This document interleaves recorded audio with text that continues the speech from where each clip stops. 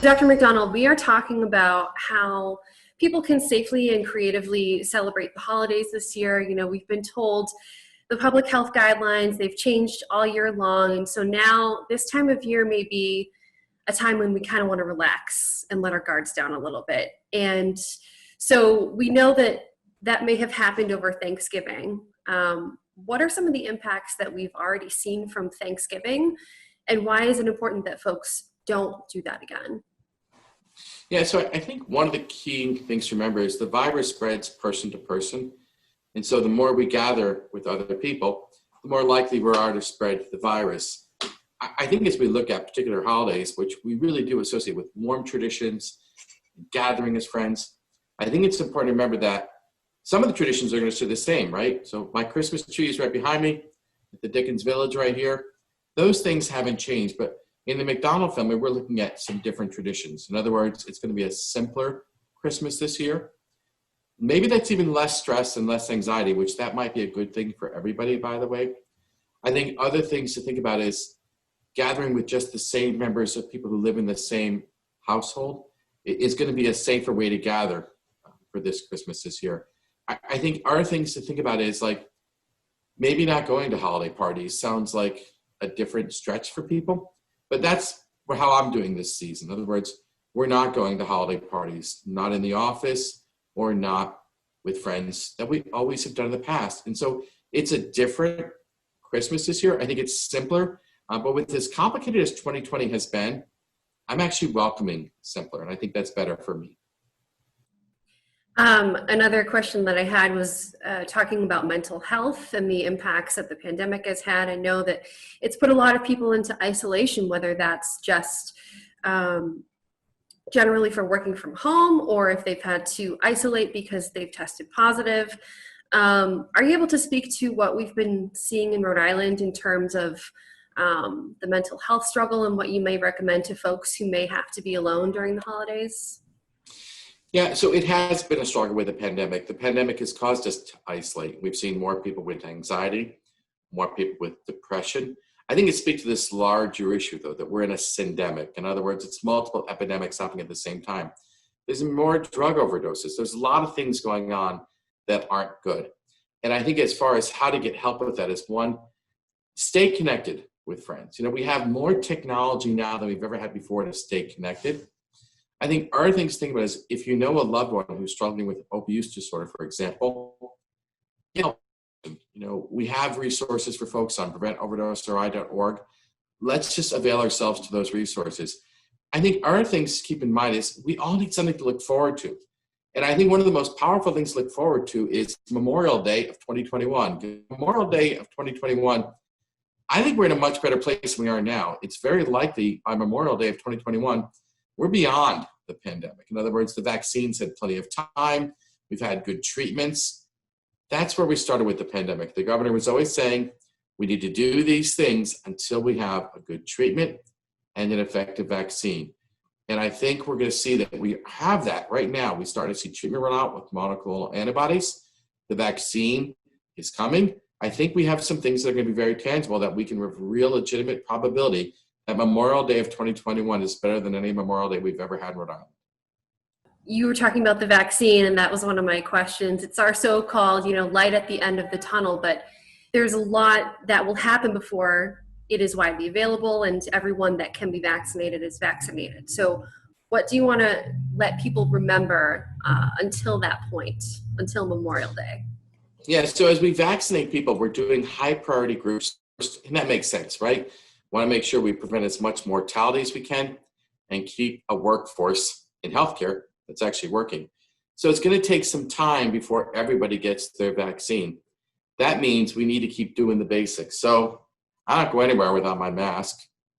I keep this on my person, my hand sanitizer, because I'm always ready here.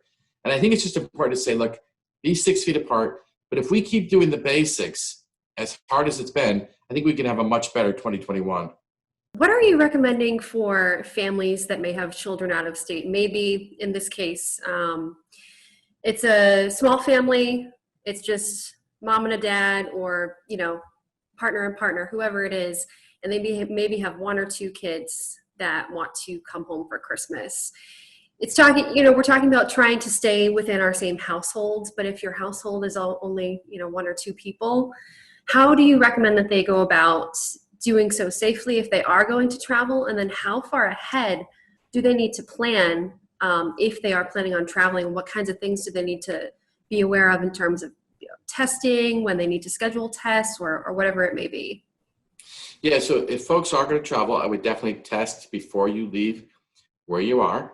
I would make sure when you're in the home of where you've come, you wear a mask inside someone's home, regardless. And I think that's different. In other words, you're going to need to wear a mask if you're inside someone's home. So that's going to be different for people. But if you come in out of state, this is the best thing, and stay 6 feet apart inside the home. That's different for folks. As much as possible, you're going to need to quarantine as well. And I think that's just important to remember here. Even though you have that test result, it's like we're in a different space right now. So it's just important for those three considerations to be top of mind. In terms of once folks are at home or wherever they'll be celebrating, if they're coming from one household to another and they will be together for the holidays, do you have any recommendations for how they go about holiday meals? Should the people from out of state sit at another table? What can they do to make sure that they're staying safe, whether they're preparing dinner or eating dinner? Yeah, so it's about lower risk, right? So if you're having a Christmas dinner that was traditionally a sit-down dinner, maybe in 2020, it's better to have a buffet-style dinner where people can be appropriately distanced apart. And I think those are modest changes that actually could work and be helpful. But to that extent, we have to remind, the more we can keep it just to the people in our same household, the lower the risk. Religious services will also be a big part of this holiday. Some people maybe venturing out for the first time this year to go to Christmas Eve Mass or Midnight Mass or whatever it is. Any recommendations for people there on what you think they should or shouldn't be doing? So in the McDonald family, we've been doing church virtually, and it's worked for us. And I think that's a much safer way to do church.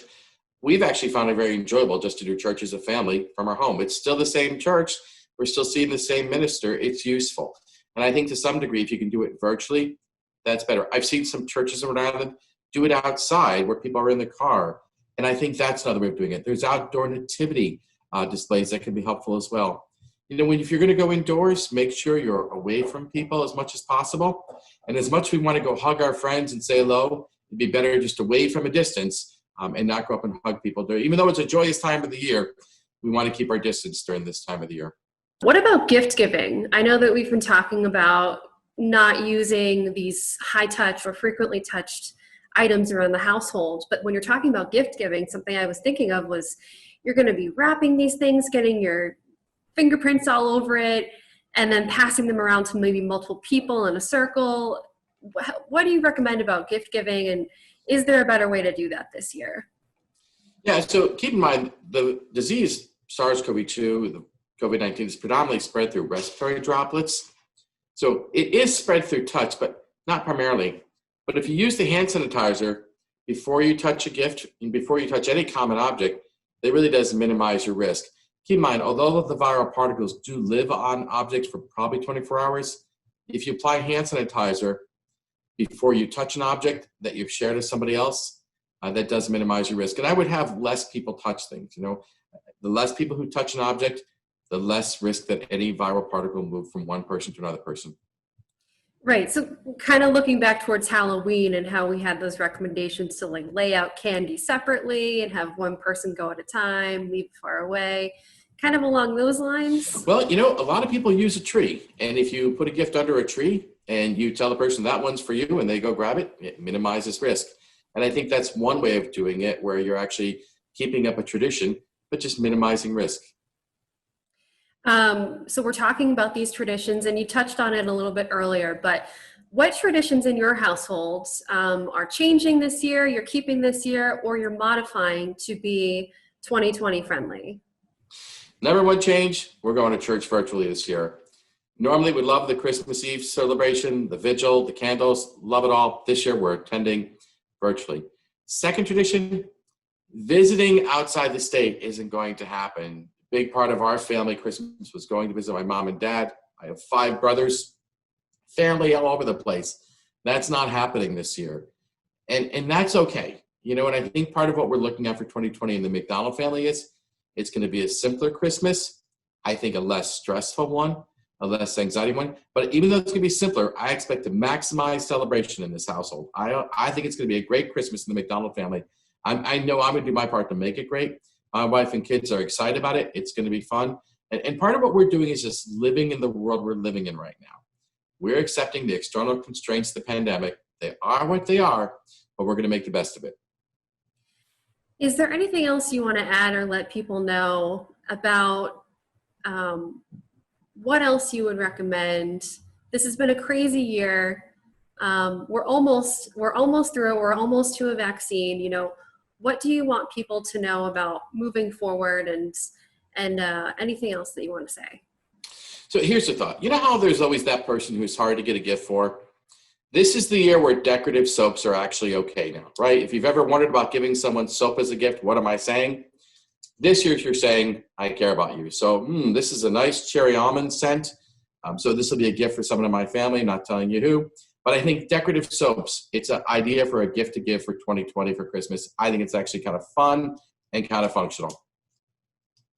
Are there any other props that you're hiding behind there?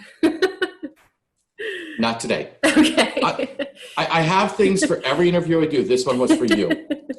I appreciate it.